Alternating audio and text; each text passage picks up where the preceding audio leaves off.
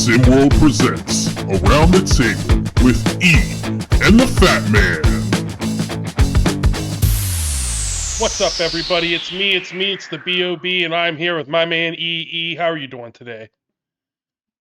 Bob, I'm doing good, feeling good today. Well, it's a little bit dark where I am, but we'll still call it today.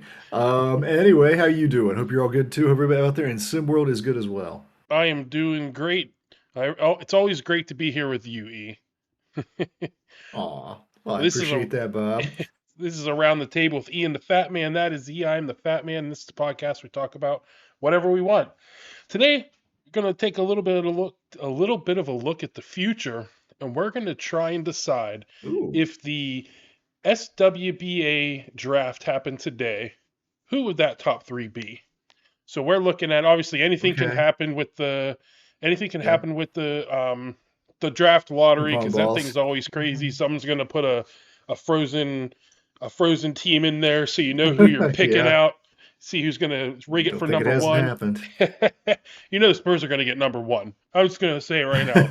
Those Spurs are going to get it. But we're just going to assume, let's say Detroit picks one, Washington picks two, San Antonio picks three.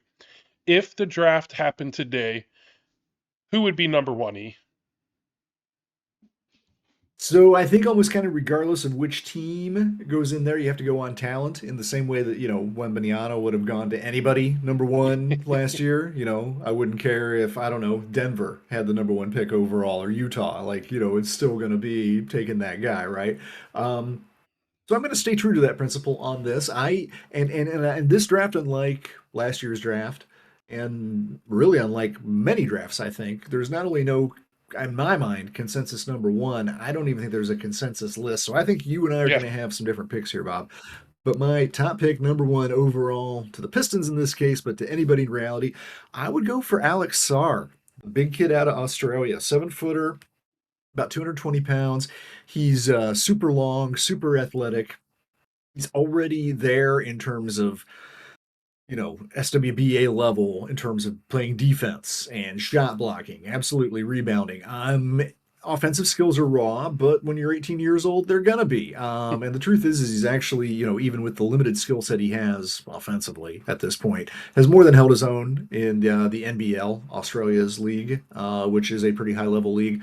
I think just on raw talent, you have to make this pick here, and for me, that raw talent is Alexander Sarr. But who do you have, Big Bob? I'm going to go off of potential, but I'm looking at that Hmm. Detroit Pistons roster, and I want to find Cade Cunningham someone down low. I want to get him someone down Yeah, low, and yeah. again, I know some people would take plenty of other bigs before. I don't want to say plenty of other bigs before him, but there's still a handful that I'm going to go with, like you said, this particular draft. There's not a Hmm. consensus there's that number one guy that you absolutely have to have. Yeah, There's yeah. a lot of talent out there. All that said, Detroit Pistons, I'm going to go with Johnny Baldwin.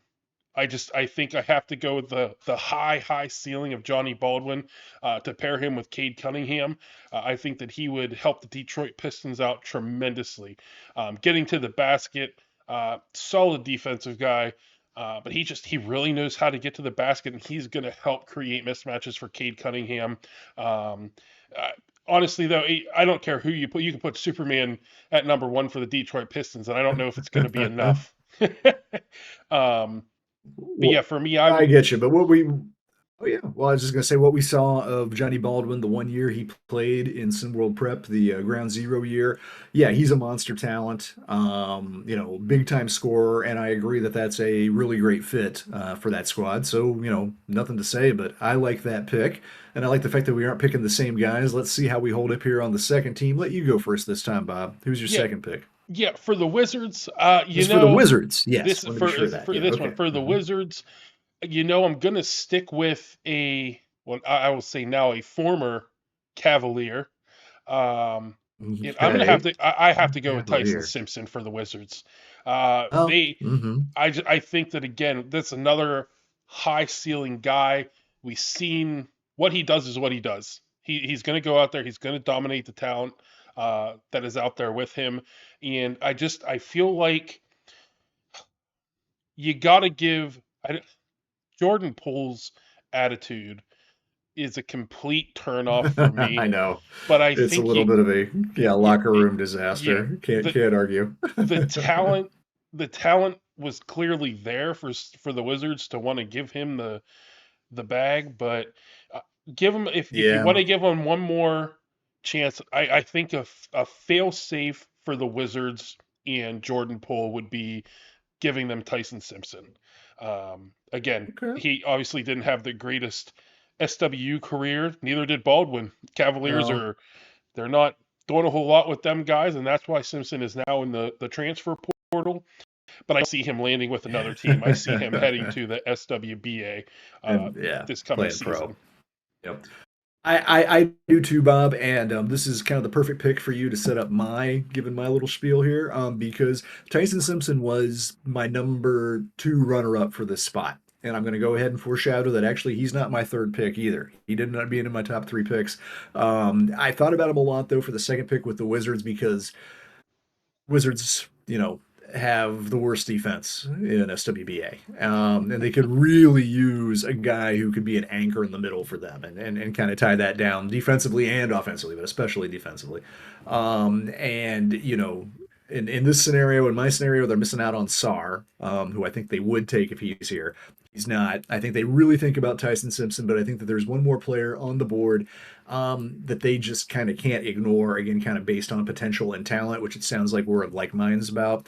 And for me, that is the G League Ignite, which we'll never see again, it appears, the Ignite going away, but the G League Ignite's own Ron Holland, 6'8", 200-pound forward who is already pro ready as far as a two-way player. And the interesting thing with him is, once again, he actually doesn't really have a polished offensive game. He's kind of I'm not comparing him to Jordan here, so don't everybody get up in an uproar, okay? I'm not comparing him to Jordan, but what I will say is like the very early 1983, 1984 Jordan, Ron Holland doesn't really have a mid-range game or a jump shot or a three-point shot that you can much rely on, but he's athletic and he can get to the rim and he can score over people.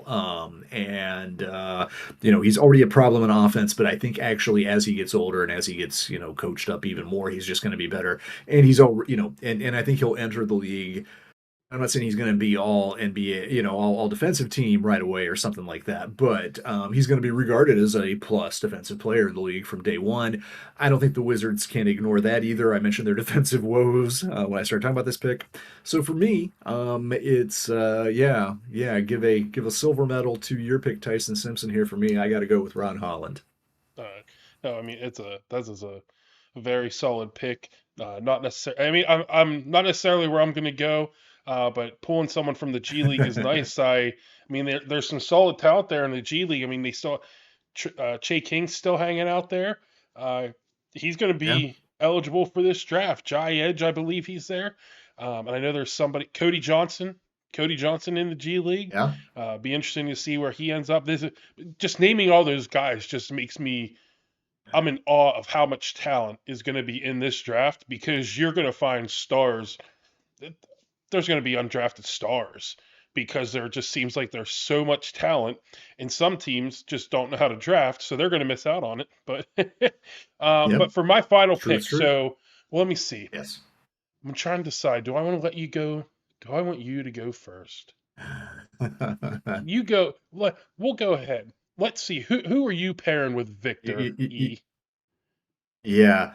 So here's the thing, Bob. Let me kick it off this way. What the Spurs desperately need is to pair a deadly perimeter shooter with You Victor Wembanyama. Oh, hold on. Who's in college? You're taking. I knew it. I wanted you to go. I wanted to see. I think we're gonna pick the same. You go ahead. Well, I don't know if I can because I have a question, which is the deadliest shooter we've ever seen in the SimWorld prep game going to leave college after 1 year to go pro? Because if he is, the one and only Trey Turner would be an ungodly good fit in San Antonio with Victor Wembanyama. So that's the question. If he's in the draft, I think it has to be him. I will say that if he's not, There are going to be players that are going to be rated above the next name, I'm going to say. There's going to be, people who I would agree, without a lot of argument, have more talent, more raw talent than the next guy I'm going to say. But if somehow Trey Turner's not out there, again, I think that need for San Antonio is so perfect that current Tennessee Volunteer, Dalton Connect would be a really good fit for them. Just getting a, fairly tall, sharpshooting guard for Victor to pass the ball out to and to knock down threes reliably outside is just what San Antonio is crying out for. So, might not be the, I don't know, the analysts kind of, the people out there kind of really get into the draft science liking that pick. I'm sure it would be too early if you went with Connect, but if Trey Turner's in the draft, nobody's going to say it's too early for Trey. I don't think. I can clearly see him as a 3, and he'd be a great fit in San Antonio. So why don't you go ahead and wrap up the show by telling everybody how much you agree with me, Bob?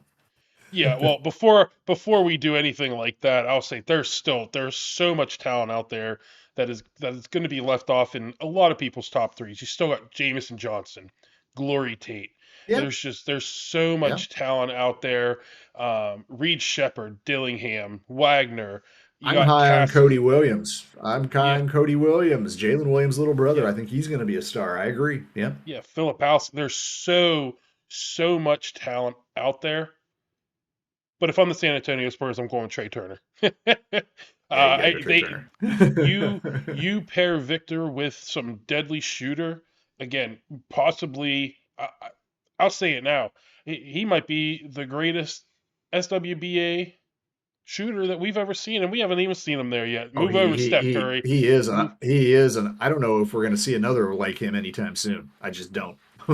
yeah, and shooting is the last. Just like in boxing, Mike Tyson taking on Jake Paul. The last thing to go for a fighter is their power, and for a shoot or Yeah, for a player, the last thing to go. I mean, they might lose their athleticism, but their shooting their shooting's still going to be there. So Trey Turner and Victor, that might give them some SWBA championships. A couple of them. Bring back another yeah. Spurs I dynasty. can.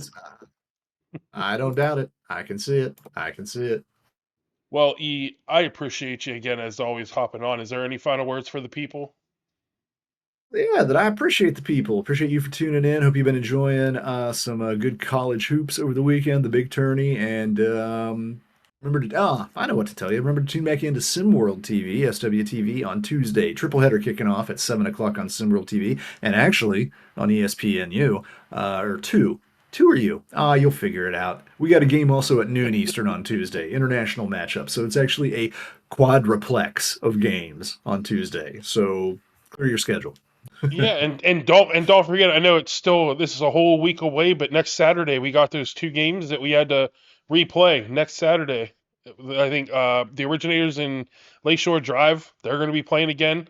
We had to Mhm. postpone. How many times? 37 times we postponed those There couple of were some games. postponements. It was that dang strikey. It was that dang strike.